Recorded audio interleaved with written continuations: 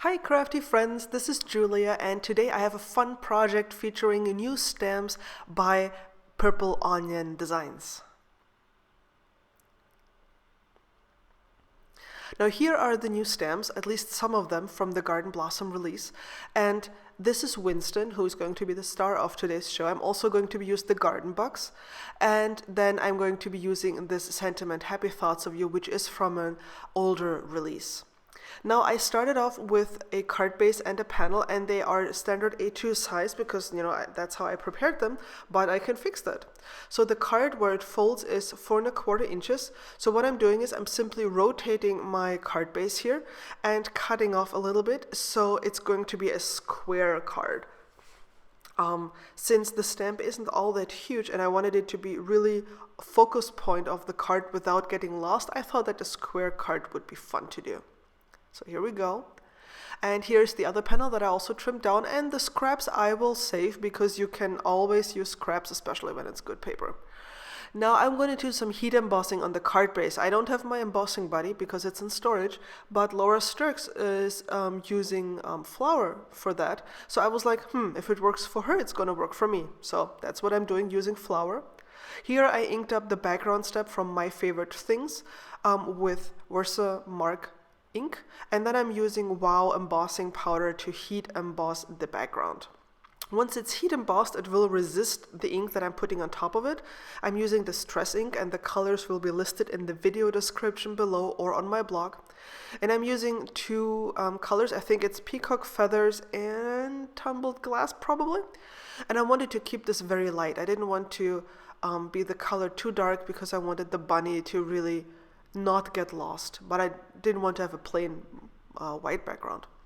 So now I'm adding in the light blue, and I'm taking care not to go to the edges of the panel because I will be foam mounting, or not to the edges of the card base, because I will be foam mounting the panel and I don't want the color to show. And then I'm using my mini mister with a mixture of water and perfect pearls to add this wonderful shine to the card base, which I'm setting aside to dry. Now the garden bugs come as a set of 3, and I just want one, so I'm cutting one off. Doesn't hurt the stamp at all, like don't worry about this. So I'm just cutting this one off because this is the one that I want. And I'm using My Favorite Things licorice ink to stamp it because that works perfectly with Copics. And then I'm just using my Copic markers to color in the bunny and the little bee. And my standard coloration process, as always, is simply adding in the darkest color and then blending towards the lightest. Since this is pretty simple Copic coloring, I'll be playing some music for you, and then I'll catch you again on the flip side where I put all of this together.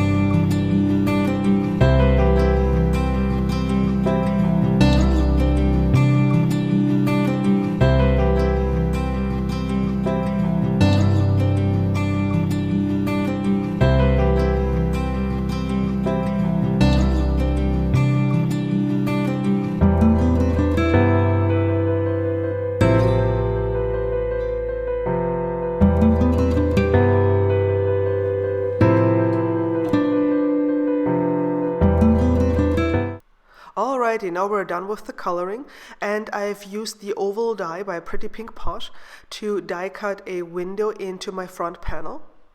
And there's actually another part to this die cut, but I've ignored this and it's going to haunt me later. But now I'm trying to figure out how am I going to put my sentiment on there, and I want to curve it along the oval shape. So I'm putting my acrylic block on top of the die cut window, grabbing the stamp, and then putting it onto this acrylic block here and just bending it so it will fit that shape. Of course, I had already put on the foam tape on behind that panel. I should have stamped it before I did that, but I always forget that, seriously. So I was kind of worried that it wouldn't work out, but it worked out rather well. It didn't stamp 100% perfectly, but I used my Copic multiliner, very fine pen, to just draw in the parts of the sentiment that didn't stamp perfectly. And if you don't know that it didn't stamp perfectly, you won't notice it. Now when I was just about to put everything together, I realized that I was missing part of the die cut, namely this scallop frame. So if I would have remembered that before, I would have adhered it to the rest of the panel, but so I had to cut down tiny foam pieces and put that in there and make it fit. But it worked out in the end, so yay! Also using foam tape to put down the bunny and the little bee right there. And then later on I actually added some sequins behind the bee and the bunny, just for some additional bling, but I didn't show that in the video. I forgot to record that, sorry for that. So here's the tiny little bee. I fuzzy cut both of the images with my scissors because my brother Scan and Cut is in storage as well right now, but it was actually quite easy. It wasn't all that difficult at all. So here's a close-up of the bunny. I just love this little guy. Winston is just so adorable. And here's the entire card with the curved sentiment along the window frame. I hope you've enjoyed this tutorial and the new images from Purple Onion Designs. They are absolutely adorable. If you've liked the video, please leave me a thumbs up or a comment and subscribe to my channel. Thank you. Bye bye.